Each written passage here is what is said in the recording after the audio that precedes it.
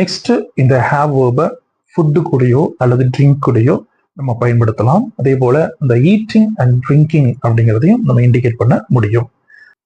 For example, I had pasta for dinner. நான் டின்னருக்கு pasta சாப்பிட்டேன். ஐ ஹேட் பாஸ்தா. ஸோ இந்த இடத்துல இந்த ஹேட் அப்படிங்கிறது எதை இண்டிகேட் பண்ணுது? ஈட்டிங் அப்படிங்கிறத இண்டிகேட் பண்ணுது. Okay. She has coffee every morning. அவ தினமும் காலையில காஃபி ட்ரிங்க் பண்றா, காஃபி எடுத்துக்கிறா. So she has coffee. So இந்த இடத்துல இந்த ஹேஸ் அப்படிங்கிறது எதை இண்டிகேட் பண்ணுது? ட்ரிங்கிங் அப்படிங்கிறத இண்டிகேட் பண்ணுது.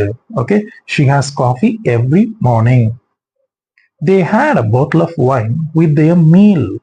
ஸோ அவங்க அந்த மீல் கூட, அவங்க ஃபுட்டு கூட என்ன எடுத்துக்கிறாங்க? பாட்டில் ஆஃப் வைன் வந்து எடுத்தாங்க அப்படிங்கிறது தான். They had a bottle of wine with their meal. அவங்க அவங்களுடைய மீல் கூட, அவங்களுடைய சாப்பாடு கூட என்ன எடுத்தாங்களாம்? a bottle of wine. Bottle of wine வந்து சேர்த்துக்கிட்டாங்க. தட் மீன்ஸ் எடுத்தாங்க. So it indicates drinking. Okay. அவங்க வந்து பாட்டில் ஆஃப் வைன் வந்து ட்ரிங்க் பண்ணாங்க அப்படிங்கிறத இண்டிகேட் பண்ணுது. ஓகே. ஸோ இது போல ஃபுட்டு கூடயோ அல்லது ட்ரிங்க் கூடயோ இதை பயன்படுத்தும் போது ஈட்டிங் அல்லது ட்ரிங்கிங் அப்படிங்கிறத இண்டிகேட் பண்ண முடியும். ஓகே. ஃபார் எக்ஸாம்பிள், இப்போ காலையில் வந்து நான் டெய்லி கப் ஆஃப் மில்க் எடுத்துக்குவேன், ட்ரிங்க் பண்ணுறேன். ஐ drink a cup of milk every morning அப்படின்னு சொல்றதுக்கு பதிலா I have a cup of milk every morning அப்படின்னு சொல்லலாம். லாஸ்ட் நைட் நான் வந்து டின்னருக்கு வந்து சப்பாத்தி சாப்பிட்டேன். I ate chapati for dinner last night அப்படின்னு சொல்றதுக்கு பதிலா நம்ம எப்படி சொல்லலாம்? I had chapati for dinner last night அப்படின்னு சொல்லலாம்.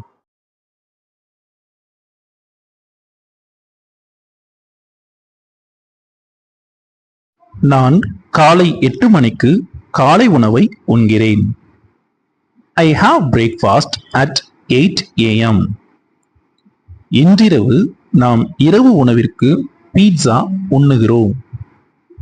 We are having pizza for dinner tonight. அவர்கள் விருந்தில் சில பானங்களை எடுத்துக்கொண்டார்கள். They had a few drinks at the party. மதிய நேரத்தில் சிற்றுண்டி உண்ண அவருக்கு பிடிக்கும். He likes to have a snack in the afternoon.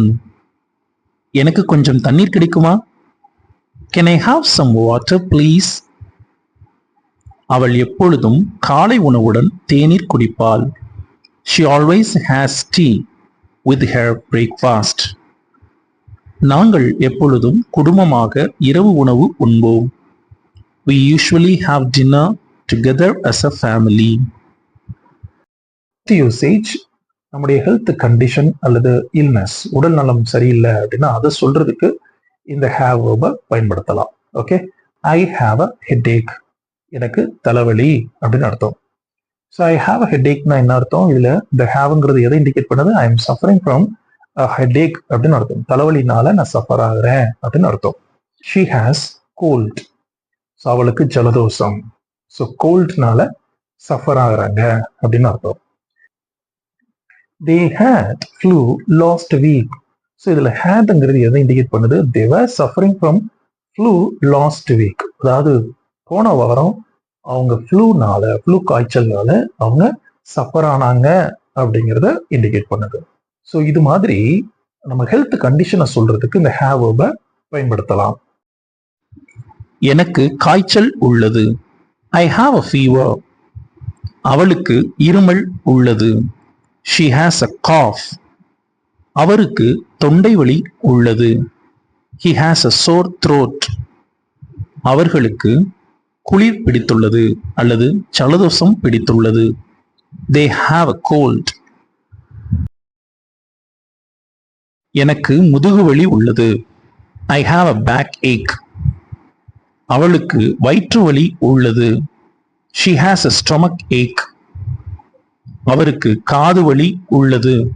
He has an earache. எனக்கு காய்ச்சல் உள்ளது. I have the flu.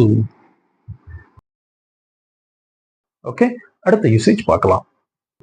அடுத்த யூசேஜ் ரொம்ப ஒரு இன்ட்ரெஸ்டிங்கான ஒரு usage. Actions done by others. நமக்கு பதிலாக அந்த வேலையை இன்னொருத்தவங்க வந்து செய்வாங்க. ஓகே. நம்மளால அந்த வேலையை செய்ய முடியாது. ஸோ அதனால அந்த வேலையை இன்னொருத்தவங்க செய்வாங்க. அதை இண்டிகேட் பண்றதுக்காக நம்ம இந்த ஹேவ் வேர்புங்கிறத பயன்படுத்தலாம். உதாரணத்துக்கு காரை ரிப்பேர் பண்ணணும் அப்படின்னா நம்ம ஒர்க் ஷாப்ல போய் விடுவோம், அவங்க தான் அதை ரிப்பேர் பண்ணுவாங்க. ஆனா நம்ம என்ன சொல்லுவோம், நேத்து தான் காரை ரிப்பேர் பண்ணேன் அப்படின்னு சொல்லுவோம். கரெக்டா? ஸோ அப்படி சொல்லும்போது நம்ம ரிப்பேர் பண்ணோம் அப்படின்ற அர்த்தம் கிடையாது. நம்ம என்ன பண்ணோம், அதை ஒர்க் ஷாப்ல கொண்டு போய் விட்டோம், அவங்க மெக்கானிக் வந்து என்ன பண்ணாங்க, அதை ரிப்பேர் பண்ணாங்க அப்படின்னு அர்த்தம். கரெக்டா? ஸோ அதை இண்டிகேட் பண்றதுக்கு இந்த ஹேவ் வேர்பை யூஸ் பண்ணலாம். Okay, so I had my car washed. நான் என்னுடைய காரை வாஷ் பண்றதுக்கு விட்டேன் அப்படின்னு அர்த்தம். They had the house painted. They had the house painted. அவங்க வீடை பெயிண்ட் பண்றதுக்கு விட்டாங்க அப்படின்னு அர்த்தம். ஓகே, இந்த ஸ்ட்ரக்சர் பாருங்க. சப்ஜெக்ட், அதுக்கடுத்து ஹேவ் வேர்ப், அதுக்கப்புறம் பாஸ்ட் பார்ட்டிசிபிள் பிளஸ் ஆப்ஜெக்ட். அதாவது சப்ஜெக்டுக்கு அப்புறம் ஹேவ் வேர்பு, அதுக்கடுத்து பாஸ்ட் பார்ட்டிசிபிள் வருது, அதுக்கடுத்து ஆப்ஜெக்ட். உதாரணத்துக்கு I had washed my car. நான் என்னுடைய காரை கழுவினேன். பட் இப்போ நம்ம பார்த்த அந்த ஆக்ஷன்ஸ் டன் பை அதர்ஸ்ல சப்ஜெக்ட், அதுக்கடுத்து ஹேவ் வேர்ப், அதுக்கடுத்து ஆப்ஜெக்ட், அதுக்கப்புறமா past participle. Okay, so I had my car washed. நான் என்னுடைய காரை கழுவ விட்டேன் அல்லது கழுவ வைத்தேன் அப்படிங்கிற அர்த்தம் வரும். ஓகே, ஸோ அதனுடைய ஸ்ட்ரக்சர் நல்லா கவனிச்சுக்கோங்க. சப்ஜெக்ட், ஹேவ் வேர்ப், ஆப்ஜெக்ட், அதுக்கப்புறமா we3. எனக்கு முடி திருத்த விட்டேன் அல்லது முடி வெட்ட விட்டேன். ஐ ஹேட் மை ஹேர் கட். அவர் தனது வீட்டை சுத்தம் செய்ய வைத்தார். He had his house cleaned. அவர்களது குழந்தையை டாக்டரை பார்க்க வைத்தார்கள். They had their child see the doctor. நான் என் உடைகளை தேய்த்து வைக்க விடுகிறேன் அல்லது இஸ்திரியிட விடுகிறேன். I have my clothes ironed. அவள் அவளுடைய சகோதரிக்காக ஒரு புத்தகம் வாங்கச் செய்தாள். She had a book bought for her sister. அவர் கை கடிகாரம் பழுது பார்க்க வைத்தார். He had a watch repaired. So இந்த யூசேஜஸ் எல்லாமே நமக்கு கான்வர்சேஷனுக்கு ரொம்ப ஹெல்ப்ஃபுல்லாக இருக்கும். இந்த ஹேவ்ங்கிறது நான் ஏற்கனவே சொன்ன மாதிரி அது சிம்பிள் வேர்பு தான், பட் அதோட யூசேஜஸ் பார்த்தோம் அப்படின்னா நிறைய சுச்சுவேஷன்ஸில் நம்ம யூஸ் பண்ணலாம். ஓகே, அதனால இதை திரும்ப திரும்ப அதில் ப்ராக்டிஸ் பண்ணுங்க. இப்போ அடுத்த யூசேஜ் பார்க்கலாம். Next usage causative use. இந்த காசேட்டிவ் யூஸ் அப்படிங்கிறது ஒன்றும் கிடையாது. இதுக்கு முன்னாடி நம்ம பார்த்தோம் இல்லையா, actions done by others.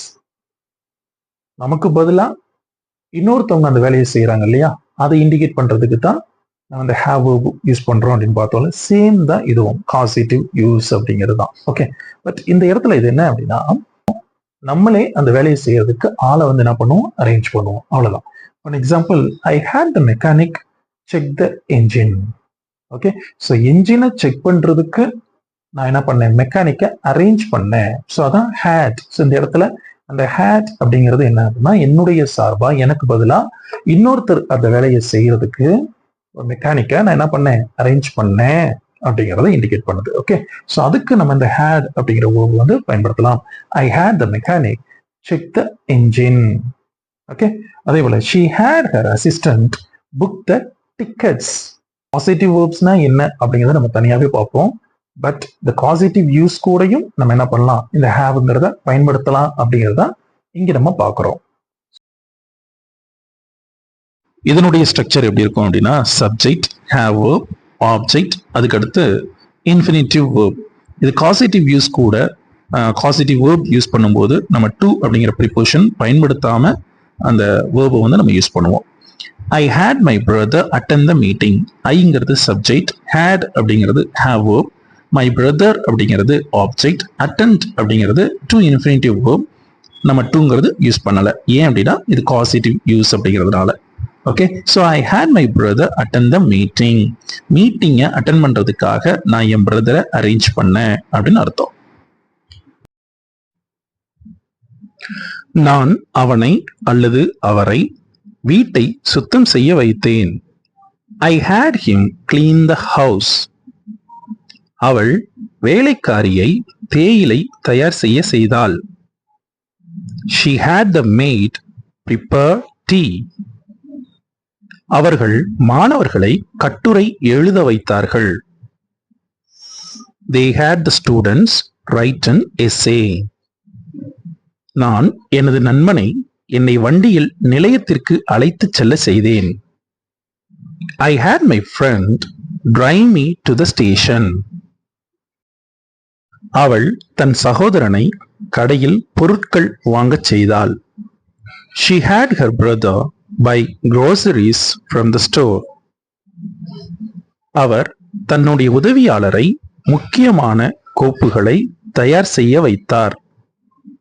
He had his assistant prepared the important documents. நாங்கள் அவர்களை தரையில் களை எடுக்கச் செய்தோம். We had them remove the weeds from the ground. அவள் பையனை கதை எழுதச் செய்தாள். She had the boy write the story. So இதை பயன்படுத்தி நம்ம நிறைய சென்டென்சஸ் மேக் பண்ணலாம். ஓகே, சரி, இப்போ அடுத்த யூசேஜ் பார்க்கலாம். நெக்ஸ்ட் யூசேஜ், இந்த ஹேவ் வெர்பை பயன்படுத்தி நம்ம இன்க்ளூடிங் அப்படிங்கிறத இண்டிகேட் பண்ண முடியும். Including or containing. For example, the phone has many features. So இந்த ஃபோனுக்கு நிறைய ஃபீச்சர்ஸ் இருக்கு அப்படிங்கிறது. தட் மீன்ஸ் இந்த இடத்துல இந்த ஹேஸ் அப்படிங்கிறது எதை இண்டிகேட் பண்ணுது? கண்டைன் அப்படிங்கிறத இண்டிகேட் பண்ணுது. So my phone contains many features. So நிறைய ஃபியூச்சர்ஸை என்னுடைய ஃபோன் உள்ளடக்கி இருக்கிறது அப்படின்னு அர்த்தம். ஓகே, ஸோ அதை இண்டிகேட் பண்றதுக்கு நம்ம அந்த ஹேவ் அப்படிங்கிற வேர்பை பயன்படுத்துறோம். The salad has tomatoes and potatoes and cucumbers. Okay, so அந்த சாலட்ல எதெல்லாம் உள்ளடக்கி இருக்கு அப்படின்னா தக்காளி, உருளைக்கிழங்கு, அடுத்து வெள்ளரி அப்படிங்கிறது உள்ளடக்கி இருக்கு அப்படிங்கிறது தான். ஓகே, ஸோ இந்த இடத்துல இந்த ஹேஸ் அப்படிங்கிறது எதை இண்டிகேட் பண்ணுது? கண்டைன்ஸ் அப்படிங்கிறத இண்டிகேட் பண்ணுது. ஓகே, ஸோ இது போல இந்த ஹேவ்ங்கிற வேர்பை பயன்படுத்தி நம்ம சிம்பிளா இந்த கண்டைன் அப்படிங்கிறத இண்டிகேட் பண்ண முடியும். ஃபார் எக்ஸாம்பிள், இந்த புக்குன்னு எடுத்துக்கிட்டோம் அப்படின்னா அதில் நிறைய பேஜஸ் அந்த புக் உள்ளடக்கி இருக்கும். கரெக்டா? ஸோ இதை நம்ம எப்படி சொல்லலாம்? The book contains many pages அப்படின்னு சொல்லுவோம் இல்லையா? அதை சொல்றதுக்கு நம்ம இந்த ஹேவ் வேர்பை பயன்படுத்தலாம். இப்போ சிம்பிளாவே சொல்லிடலாம், the book has many pages. Okay, the story has many chapters. இந்த கதைக்கு நிறைய சாப்டர்ஸ் இருக்கு அப்படின்னு அர்த்தம். அந்த வீட்டில் 3 படுக்கை அறைகள் உள்ளன. The house has 3 bedrooms.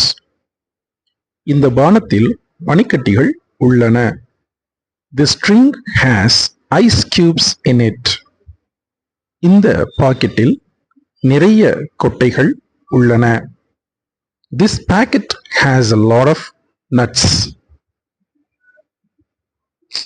அந்த படத்தில் அழகான காட்சிகள் உள்ளன. That movie has beautiful scenes. அந்த திட்டத்தில் சில சிக்கல்கள் உள்ளன. That plan has some complications. இந்த பழச்சாறு ஏராளமான சத்துக்களை கொண்டுள்ளது. This fruit juice has a lot of nutrients. அவளுடைய போனில் அதிக எண்ணிக்கையில் படங்கள் உள்ளன. Her phone has a lot of pictures. இந்த அலுவலகம் சிறிய கேண்டீன் ஒன்றை கொண்டுள்ளது. This office has a small canteen. Okay, அடுத்த யூசேஜ் பார்க்கலாம். நெக்ஸ்ட் யூசேஜ், ஹேவ்ங்கிற வேர்பை பயன்படுத்தி நம்ம பிசிக்கல் கேரக்டரிஸ்டிக்ஸை சொல்ல முடியும். For example, he has brown eyes.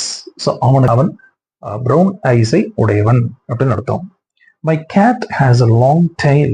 So என்னுடைய பூனைக்கு நீளமான வால் உள்ளது அப்படின்னு அர்த்தம்.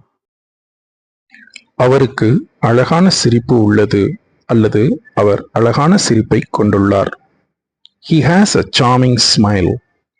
இந்த கட்டிடம் 3 மாடிகளை கொண்டுள்ளது. This building has 3 floors. அவளுடைய முகத்தில் சிறிய தழும்பு உள்ளது. She has a small scar on her face. இந்த புத்தகத்திற்கு நிறைய பக்கங்கள் உள்ளன. This book has plenty of pages. அவளுக்கு சுருளான முடி உள்ளது. She has curly hair. அவனுக்கு கூர்மையான மூக்கு உள்ளது. He has a sharp nose. அந்த மரத்திற்கு தடித்த கிளைகள் உள்ளன. That tree has thick branches. அவருக்கு வெண்மையான முடி உள்ளது. He has white hair. 2 exercise கொடுத்துருக்கோம். இதுக்கான ஆன்சர்ஸை நீங்கள் கண்டுபிடிச்சு கமெண்ட்ல தெரிவிங்க.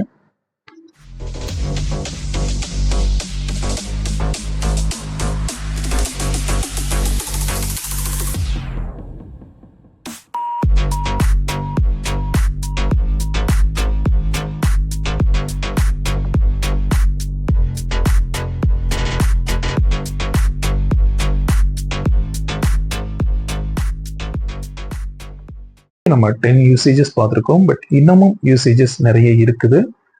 பட் இப்போ வரைக்கும் பார்த்த இந்த யூசேஜஸை நீங்கள் ப்ராக்டிஸ் பண்ணுங்க. உங்களுடைய ஸ்போக்கன் லெவல் கண்டிப்பாக இம்ப்ரூவ் ஆகும். ஓகே, ஸோ இந்த ஹேவனுடைய அந்த ஹெல்பிங் வேர்ப் ஃபங்க்ஷனை நம்ம அடுத்த வீடியோவில் நம்ம பார்க்கலாம். தேங்க்யூ ஸோ மச் ஃபார் வாட்சிங் this video. If you found it helpful please like, share and subscribe to our channel. Bell ஐக்கனையும் கிளிக் பண்ணி விட்டுருங்க. இப்போ தான் நாங்கள் போகிற வீடியோஸ்னுடைய நோட்டிஃபிகேஷன்ஸ் உங்களுக்கு கிடைக்கும். ஓகே, ஸோ சூப்பரான டாபிக்கோட அவங்கள அடுத்த வீடியோவில் மீட் பண்ணுறேன். Until next, keep learning, keep practising. English பேசு தமிழா, தமிழன் திறமையை உலகம் இயக்கட்டும். நன்றி, வணக்கம்.